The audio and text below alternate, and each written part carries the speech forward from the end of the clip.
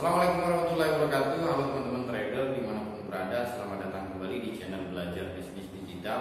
Jadi untuk money management ini kan kita sudah bahas apa itu initial margin dan apa itu margin add, serta apa sih strategi terbaik untuk membuat modal seperti ini. Nanti teman-teman bisa lihat di video pertama dan video yang kedua.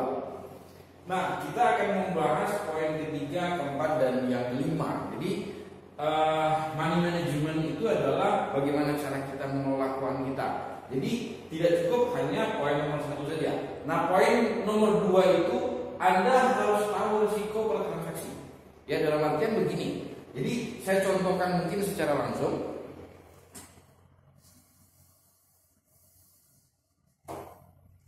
Jadi buat teman-teman yang investasinya hanya $1.000, jadi aturan main kita kemarin kan jelas, Anda transaksinya hanya $0,1 plus stop loss. Artinya Anda harus batasi risiko Anda. Nah, pada saat Anda menentukan stop loss, di sini Anda harus tahu besarnya yang siap Anda tanggung. Dalam artian kalau rugi Anda secara emosional siap. Jadi saya contohkan, ya. Setiap kali stop loss Anda siapnya, saya misalkan di sini 30 pip.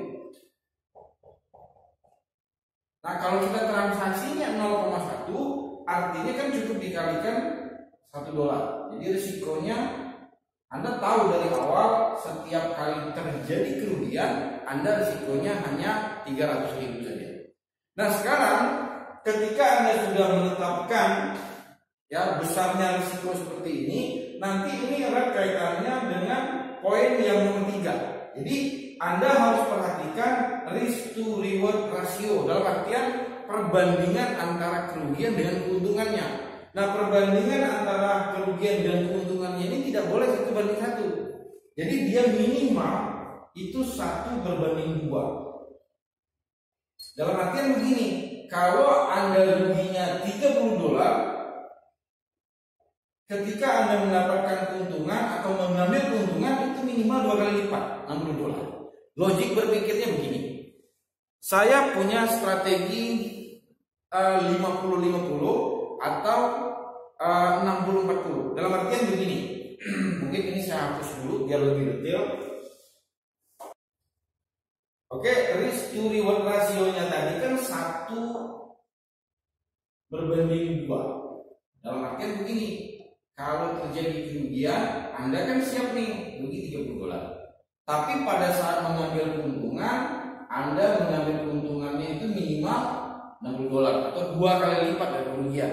Nah, sekarang saya punya logika berpikir begini. Misalnya kita menentukan strategi 50-50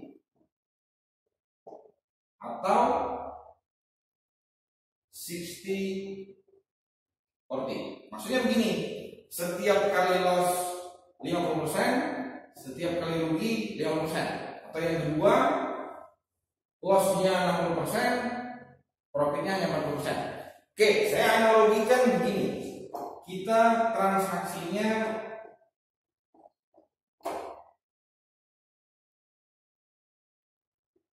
$10 kali.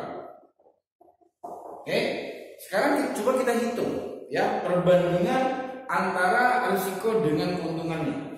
Di sini kan jelas setiap kali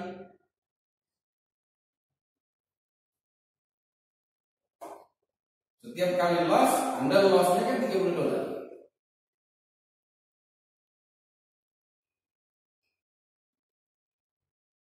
Ini transaksinya kan 10 kali. Artinya kalau 50%-nya kan dikali 5.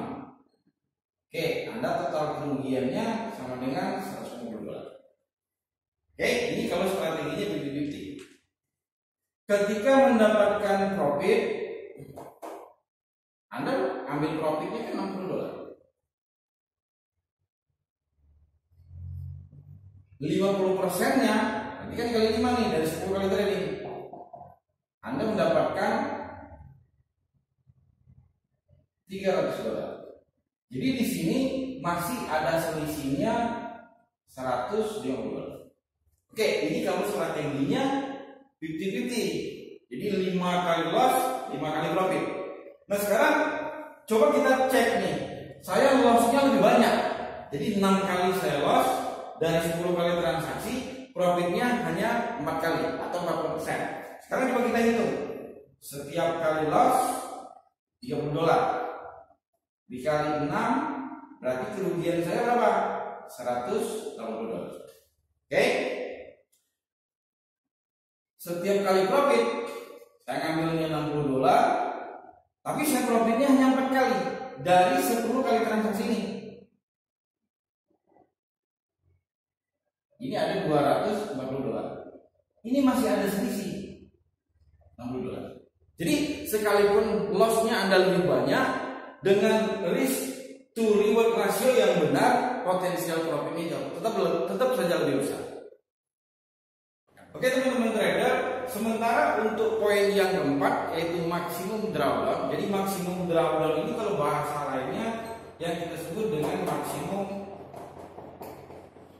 floating loss. Jadi maksimum floating loss ini buat orang yang equity-nya, buat orang yang inisial marginnya $1.000, tapi dia memiliki margin add-nya $10.000 atau lebih. Jadi pada saat kita menentukan floating loss seperti ini, teman-teman nanti harus ukur. Jadi dari harga runningnya sekarang dengan harga terendahnya sekarang kalau kita mau ambil buy. Atau dibalik, Anda menentukan harga sell-nya, Anda harus ukur dari harga running dengan harga tertingginya. Nah mungkin untuk yang maksimum drawdown ini saya akan contohkan di laptop secara langsung. Oke teman-teman trader, di sini saya mencontohkan kita menentukan maksimum drawdown untuk instrumennya XAU yang dipasarkan dengan US dollar. Jadi ini saya contohkan range harga, maksudnya range harga sekarang kita tentukan nih batas tertingginya berapa, terus batas terendahnya berapa. Nah sementara ini adalah harga runningnya. Jadi kalau kita lihat, jadi kalau kita tentukan harga runningnya, harga terendahnya itu ada di 16.16, sementara harga runningnya itu ada di 16.15. Terus harga tertingginya ada 1.800. Jadi pada saat teman-teman menentukan drawdown, jadi teman-teman bisa hitung. Jadi kalau teman-teman transaksinya di 15.53 dikurangi ya 16.16, itu floating lossnya kurang lebih sekitar 52 dikurang 15. Oke teman-teman trader, penghitungan drawdownnya itu kira-kira seperti ini. Tadi kan di grafik kita melihat harga running sekarang itu kan adanya di 16.53.00. Nah sementara harga terendahnya itu ada di 16.00. Jadi kalau 16.53 dikurangi 16.16, maka drawdown atau floating loss kita kemungkinan terbesarnya itu kan adalah 370 pip. Jadi di sini teman-teman kan bisa hitung kalau teman-teman transaksinya satu lot, jadi 370 pip dikalikan 1 pipnya kan sama dengan 3.700 US dollar. Jadi ini kurang lebih sekitar 37 juta. Tapi kalau teman-teman tidak siap dengan drawdown sedemikian besar, nanti teman-teman tetap transaksinya 0,1 lot saja. Jadi kalau kita kalikan 370 pip dikali $1, maka floating loss kita hanya $370, atau kalau dirupiahkan kurang lebih sekitar 3.700.000. Oke teman-teman, saya kira cukup sekian serial bagaimana cara menentukan money management. Jadi semoga ada manfaatnya. Terima kasih. Assalamualaikum warahmatullahi wabarakatuh.